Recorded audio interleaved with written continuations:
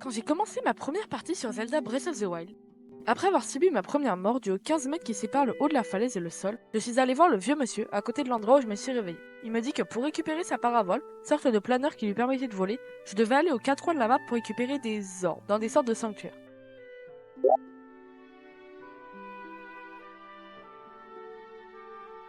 Une fois fait, j'ai de nouveaux pouvoirs en poche, les 4 reliques et surtout une envie dévorante de lui récupérer sa paravole pour...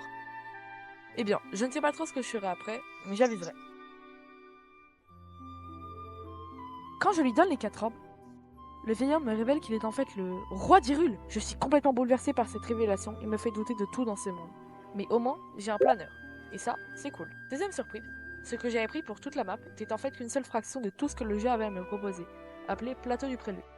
Il me dit d'aller voir une certaine Impa, mais comme il ne m'inspire pas confiance et que je ne parle pas aux morts, je ne l'écoute pas, et je vais droit vers le château qui est au centre de la carte.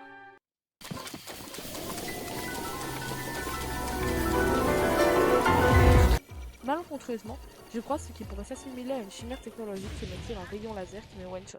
Cela m'énerve et je quitte ce jeu qui me paraît d'une absurdité sans nom. Ce n'est que bien plus tard que je reviendrai dessus, 2 jours après, j'avais l'immense désir de comprendre réellement ce jeu et son univers qui au premier abord me paraissait d'une nullité sans nom et qui par la suite deviendrait une de mes meilleures expériences vidéoludiques. Le jeu se passe dans un univers fictif dans les contrées d'Hyrule. Pas ce Hyrule, ni celui-là, mais bien lui. La grande révolution de ce Zelda est sa physique tout simplement incroyable pour un jeu sorti en 2017 sur Nintendo Switch. Après, bien entendu, il n'est pas au niveau des jeux modernes.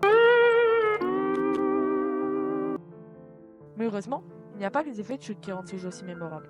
Sa carte et ses mécaniques de jeu démontrent un travail soigné et précis pour offrir un gameplay tout simplement jamais vu auparavant, à quelques exceptions près. Car oui, en plus d'avoir une carte très travaillée et diverse, de posséder de nombreux pouvoirs tels que Polaris permettant de porter des objets en l'air, ou Cinétis qui peut bloquer temporairement les objets dans l'espace-temps et relâche tous les coups accumulés à la fin de son emprise, ce qui permet de faire ce genre de choses. Il y a des bombes complètement glitchées à certains moments qui permettent de faire ça. Et il y a lui aussi. Link est doté d'un appareil photo permettant de prendre des choses en photo. En plus de tous ces merveilleux pouvoirs, Link peut désormais se projeter dans les airs, revivre, avoir un bouclier bien plus fort et lancer des éclairs. En bref, Link est doté d'une panoplie d'armes complètes. C'est tout pour moi, merci de m'avoir écouté et dites-moi ce que vous pensez en commentaire.